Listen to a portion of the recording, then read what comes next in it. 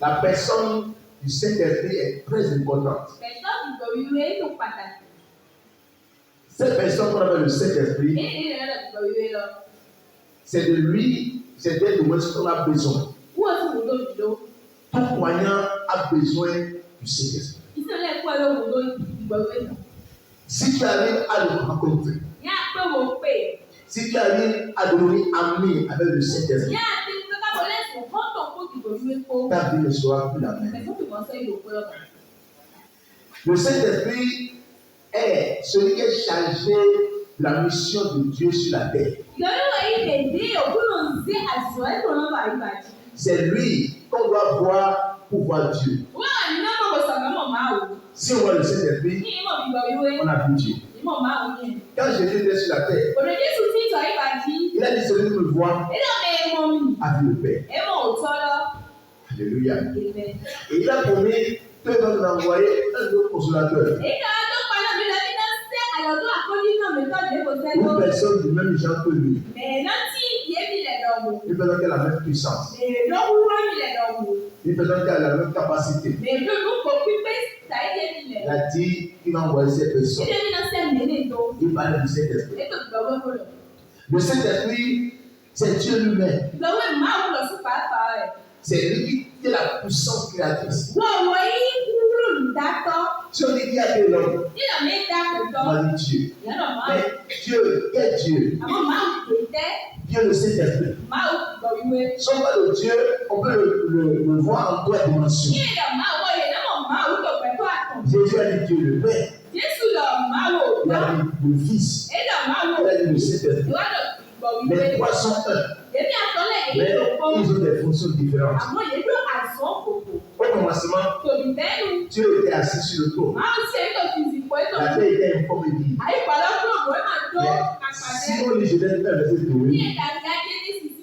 d'abord, au verset 1er, on dit Dieu créa les cieux et la terre. Le verset 2 dit, la terre était informe et vide. Il y a les ténèbres à la fin de la nuit. Mais on dit, et l'Esprit de Dieu se mouvait au-dessus des cieux. L'Esprit de Dieu. Dans 1 Corinthiens, chapitre 2, verset 11. On dit que qui font les choses de l'homme, si ce n'est pas l'esprit de l'homme qui est en lui, qui font les choses de Dieu, si c'est l'esprit de Dieu. Dieu est esprit. Nous sommes un être humain. On a esprit, âme et corps. Mais Dieu, il est totalement esprit. Donc, si on parle de l'esprit de Dieu, on parle de Dieu lui-même. Il est en nous, qui a donc, si je parlais à Dieu, il est là. C'est le Saint-Esprit. Jésus n'est pas différent de lui. Dans 2 Corinthiens 3, verset 17, quand Paul parle de Jésus, au verset 17, Paul dit, oh, le Seigneur, c'est l'Esprit. Gloire à Dieu. Donc, celui qui veut Jésus, doit lever le Saint-Esprit. Celui qui veut le Père, doit lever le Saint-Esprit. C'est pas dans les cieux. Si vous lisez bien la Bible, il n'y a pas un trône pour le Saint-Esprit. On dit la Bible le trône de Dieu. La Bible le trône de l'agneau. L'agneau est assis à droite de Dieu. Mais où est le trône du Saint-Esprit? Non, c'est lui qui est Dieu lui-même. C'est lui qui garde les cieux. C'est lui la lumière des cieux. C'est le Saint-Esprit qui contrôle tout choses. Quand Job voulait parler dans Job,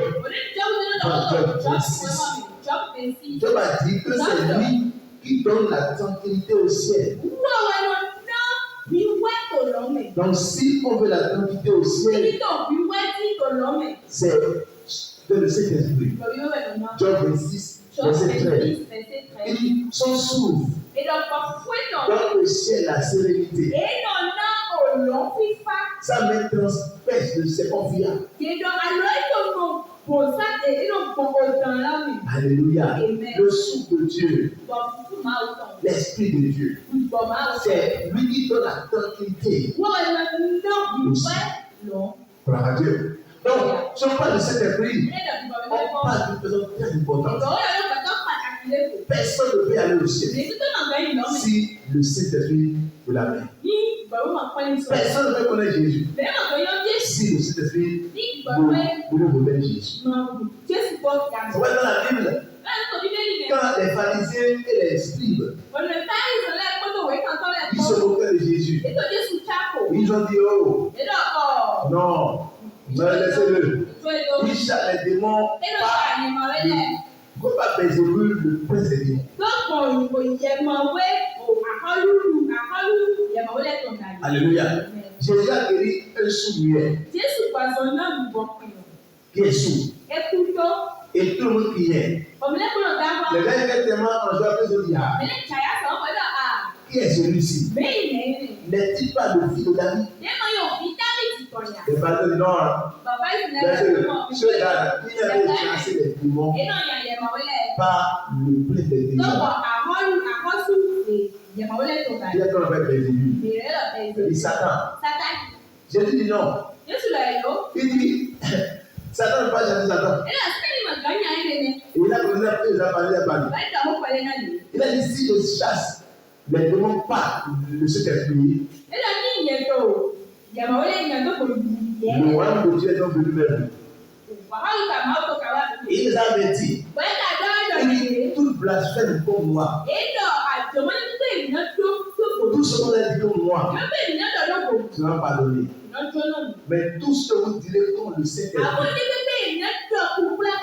ne sera pas pardonné ici. Pourquoi il est si précieux? Pourquoi le Saint-Esprit est tellement précieux? Alléluia. Ouais, c'est lui qui a quitté la terre. Et le monde est en train de problèmes. Quand il trouve sa place dans une vie, c'est qu'il n'est plus la même. Une des choses pour lesquelles Jésus a souffert, je dis même la chose principale pour laquelle Jésus a souffert, il a souffert. Il a été frappé, il a été humilié. On l'a cloué à la croix. On a percé son côté. Le sang est blessé. Il est mort. C'est pour que le Saint-Esprit revienne dans les cieux. Quelqu'un m'entend? Je dis le but principal. C'est ça. Que le Saint-Esprit revienne dans les cieux. Parce que quand il a quitté Adam, le péché et la mort sont entrés. Et la mort est visible aujourd'hui. Les gens sont malades. Ce n'est pas dans ce monde. Il y a des pays qui ont le budget de santé qui est 10 fois le budget en lieu de pays.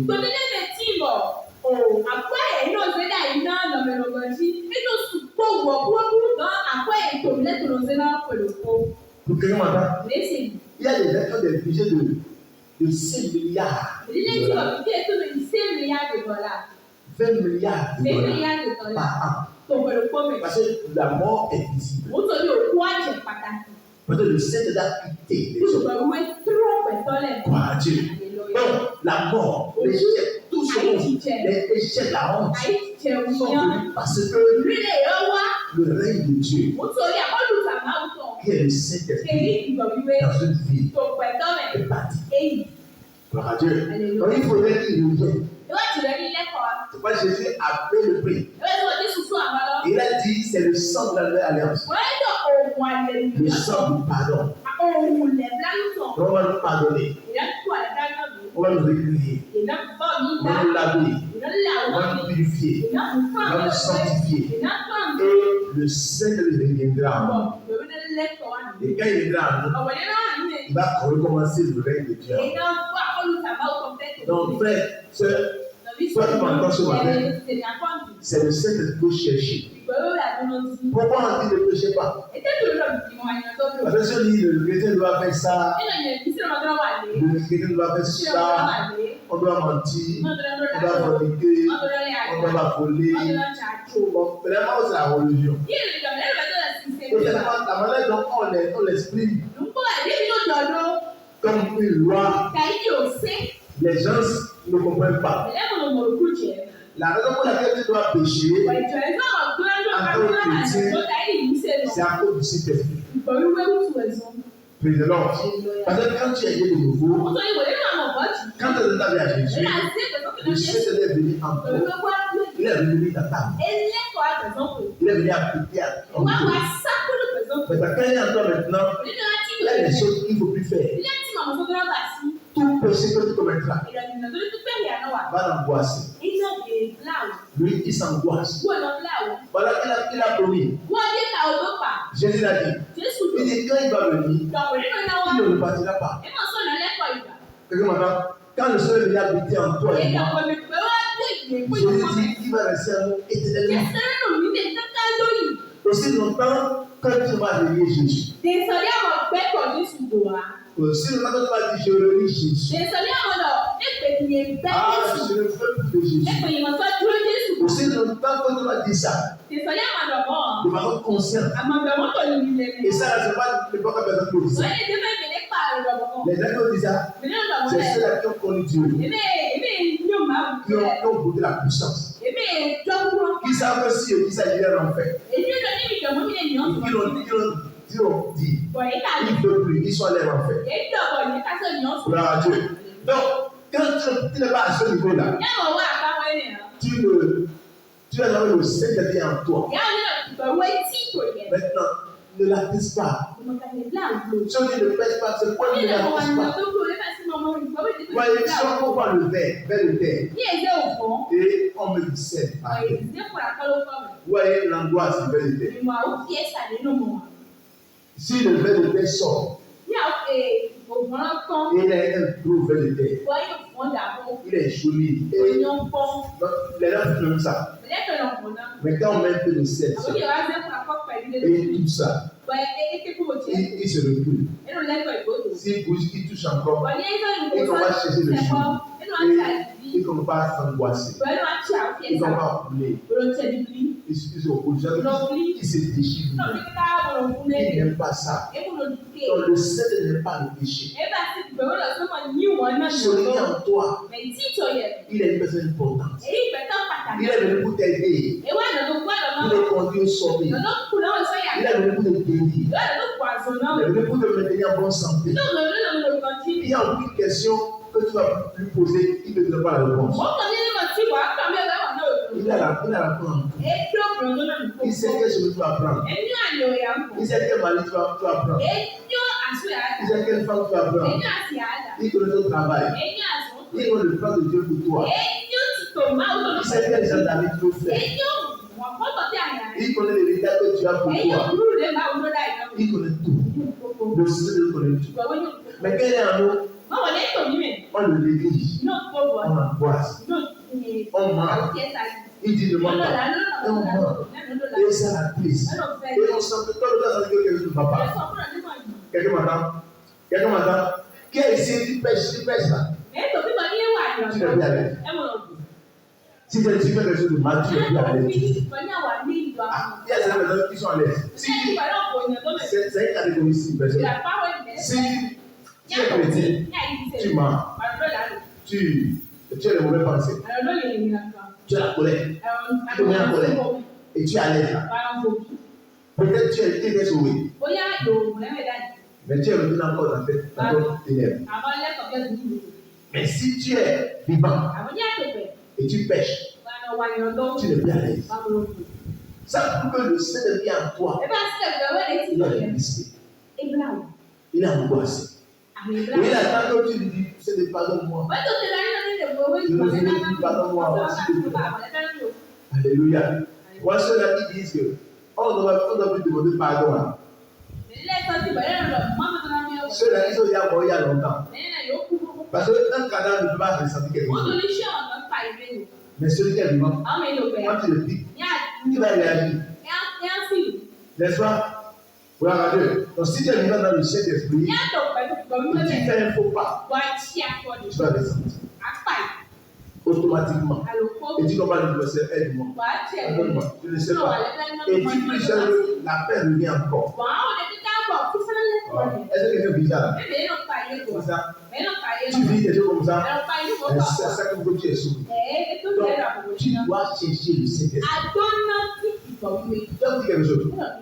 Dans Matthieu 6, 33, ça fait partie de mon enseignement. Dans Matthieu 6, 33, Jésus a dit, cherchez premièrement le royaume et la justice de Dieu. Et toutes ces choses vous serez donnés par Dieu. Bon. Et si on va dans Luc, chapitre 12, là, Luc, il a été spécifique. Sur le verset 32, il dit, cherchez plutôt le royaume de Dieu. Et toutes ces choses vous seront données par-dessus. Qu'est-ce que le royaume de Dieu?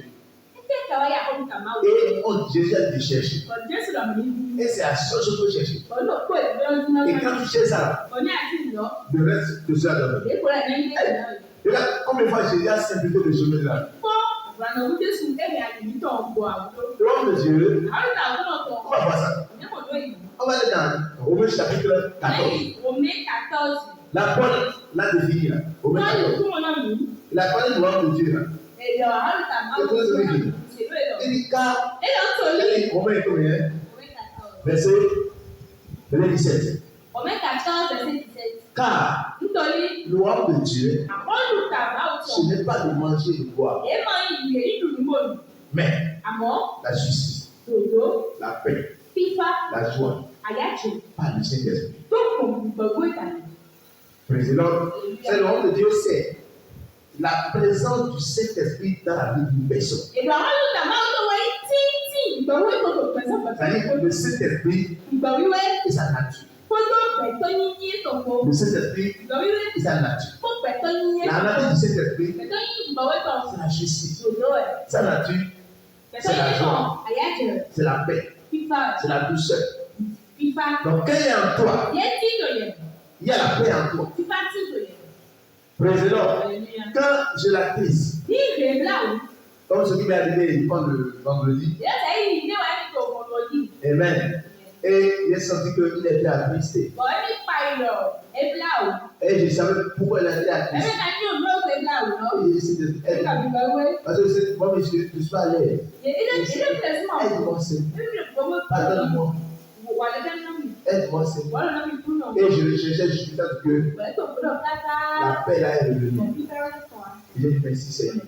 Donc, vous savez, il a rétabli son règne en moi. C'est ça, le Saint-Esprit. Donc, le royaume de Dieu, c'est la présence du Saint-Esprit. Donc, c'est ça le royaume de Dieu. Donc, j'ai dit, il faut chercher à ce que cette présence soit permanente en toi.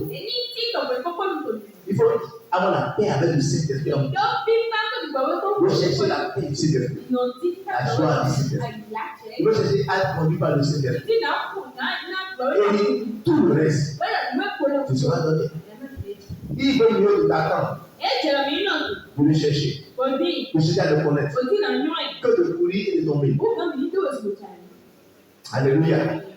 C'est pourquoi ce matin, dans ce matin, le thème c'est souffrir avec Jésus dans la chair.